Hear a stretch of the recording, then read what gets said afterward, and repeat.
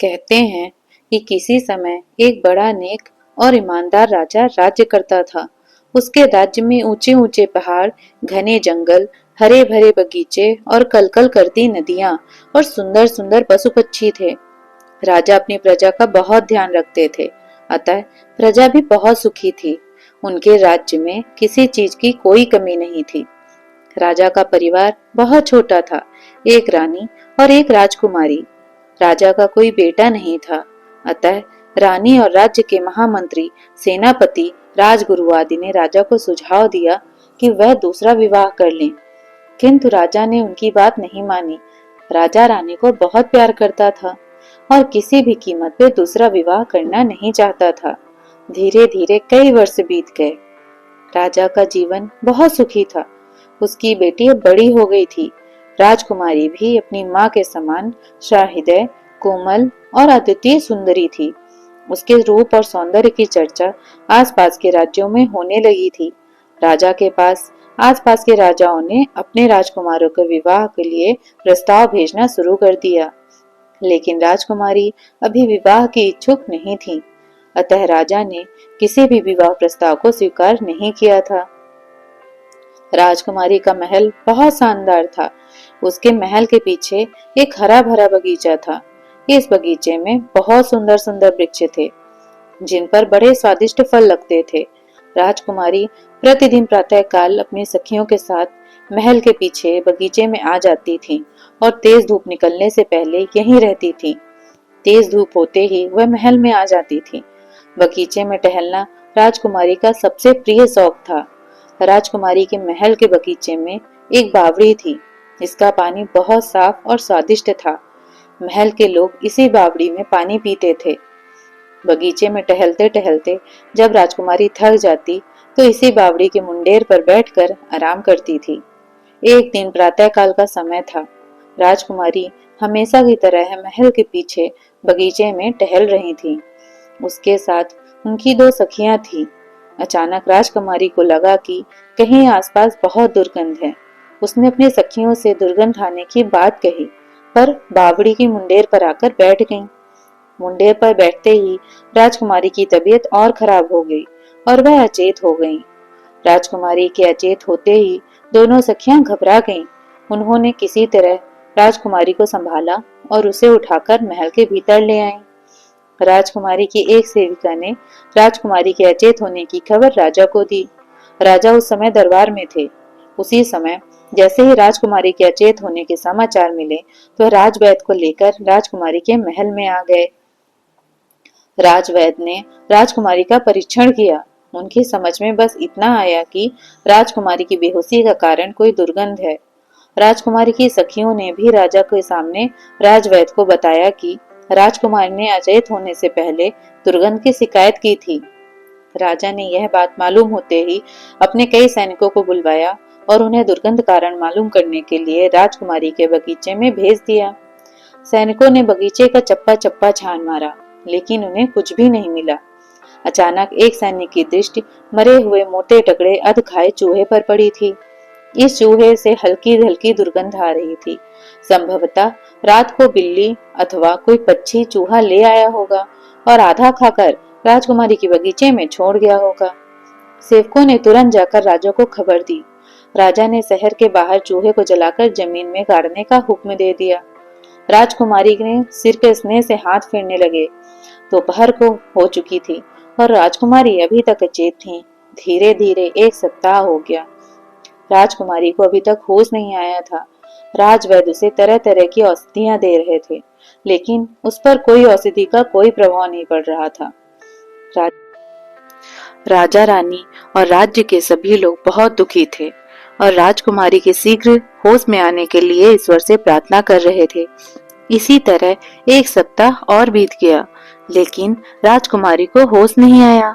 इस मध्य राजवैद्य ने अपने राज्य के अन्य वैद्यों तथा पड़ोसी राज्यों के वैद्यों को बुलाकर उनसे परामर्श किया और राजकुमारी को बहुत प्रभावशाली औषधियां भी दी, लेकिन सभी औषधियां बेअसर रहीं। राजा और रानी 2 सप्ताह से राजकुमारी के पास ही बैठे हुए थे। उनसे राजकुमारी की हालत देखी नहीं जा रही थी। राजकुमारी बिना कुछ खाए पिए 2 सप्ताह से अचेत पड़ी थी। राजवैद्य और उसके साथी वैद्यों की औषधि बेअसर होता देखकर राजा रानी की चिंता बढ़ती जा रही थी। उनकी समझ में नहीं आ रहा था कि क्या करें और क्या ना करें। इसी तरह 1 महीना बीत गया। राजकुमारी अभी भी अचेत थी। उनका सुंदर गुलाबी चेहरा पीला पड़ गया था एवं आंखों के चारों ओर कालिमा सी छा गई थी। राजा रानी, राजवैद्य और उसके साथी वैद्य सभी हिम्मत हार चुके थे। अब सभी को केवल ईश्वर का सहारा रह गया था। एक विशाल कक्ष के मध्य बड़े पलंग पर राजकुमारी निर्जीव सी पड़ी थी। उसके पास रानी और राजा बैठे थे। राजकुमारी के कुछ दूरी पर खड़े राजवैद्य, महामंत्री, सेनापति, राजपुरोहित आदि आपस में राजकुमारी की बीमारी के संबंध में विचार विमर्श कर रहे थे। अचानक महामंत्री के मस्तिष्क में एक विचार आया। महामंत्री तुरंत अपने स्थान से उठ खड़ा हुआ और राजा के पास पहुंचकर हाथ जोड़कर बोला। महामंत्री ने राजा को एक सुझाव दिया कि वह अपने राज्य में और आसपास के राज्यों में यह डुग्गी पिटवा दे कि जो व्यक्ति राजकुमारी को ठीक कर देगा उसे सोने की 1 लाख मोहरें पुरस्कार में दी जाएंगी। राजा और महामंत्री का यह सुझाव बहुत अच्छा लगा। उसने यह सुझाव को और भी आकर्षक बताते हुए महामंत्री से कहा कि यह डुग्गी पिटवा दे कि जो व्यक्ति राजकुमारी को ठीक कर देगा उसे आधा राज्य पुरस्कार में दे दिया जाएगा। महामंत्री ने राजा की आज्ञा पाकर अपने राज्य में और आसपास के राज्यों में यह डुग्गी पिटवा दी और पुरस्कार में आधे राज्य की घोषणा कर दी। अगले दिन से ही एक से बढ़कर एक अनुभवी वैद्य आने लगे। वे आधे राज्य की लालच में अच्छी से अच्छी औषधि राजकुमार को देते, किंतु इसका कोई लाभ नहीं हुआ। अंत में वापस लौट जाते। यह कम से कम 15 दिन तक चलता रहा। एक लंबा समय बीत चुका था। राजकुमारी अभी भी अचेत थीं। उनकी स्थिति में अंश मात्र का भी सुधार नहीं हुआ था। राजा रानी, महामंत्री, सेनापति, राज्य वैद्य, राजपुरोहित सभी निराश हो चुके थे। अब राजकुमारी के ठीक होने की कोई आशा नहीं रह गई थी। प्रातःकाल का समय था। अचानक एक सेवक ने राजकुमारी के महल में प्रवेश किया और बताया कि एक परदेसी युवक आया है। उसका दावा है कि वह राजकुमारी को ठीक कर देगा। राजा को आशा की एक किरण दिखाई दी। उसने सैनिक को आदेश दिया वह पूरे सम्मान के साथ नवयुवक को ले आए। सैनिक ने राजा की आज्ञा का पालन किया और नवयुवक को महल के भीतर ले आया। राजा ने नवयुवक को देखा तो देखता ही रह गया। नवयुवक 20-22 वर्ष की आयु का था। वह राजकुमारों के समान सौम्य और सुंदर था। नवयुवक के चेहरे पर अजीब सा आकर्षण और आत्मविश्वास था। राजा के साथ ही राजा के आसपास के लोग भी नवयुवक को बड़े ध्यान से देख रहे थे। नवयुवक ने सर्वप्रथम राजा और रानी का अभिवादन किया और इसके बाद उनसे पूरी बात बताने को कहा। राजा के स्थान पर राजकुमारी की सहेली ने नवयुवक को राजकुमारी के महल के बगीचे में घूमने और दुर्गंध आने से लेकर अचेत होने तक की सारी कहानी सुना दी। नवयुवक पूरी बात ध्यान से सुनता रहा। इसके बाद उसने राजकुमारी को बगीचे में ले चलने के लिए कहा। राजा ने नवयुवक से कुछ नहीं कहा। उसने राजकुमारी की सेविकाओं को आदेश दिया कि बगीचे में राजकुमारी के लिए आरामदायक बिस्तर लगाया जाए, फिर राजकुमारी को बगीचे में पहुंचाया जाए। राजा की आज्ञा अनुसार तुरंत पालन हुआ और बगीचे में शानदार बिस्तर लगा दिया गया। इसके बाद 4 सेविकाओं ने राजकुमारी को उठाकर बगीचे में पहुंचा दिया। नवयुवक ने राजकुमारी का बिस्तर एक वृक्ष के नीचे लगवाया था। बसंत के दिन थे।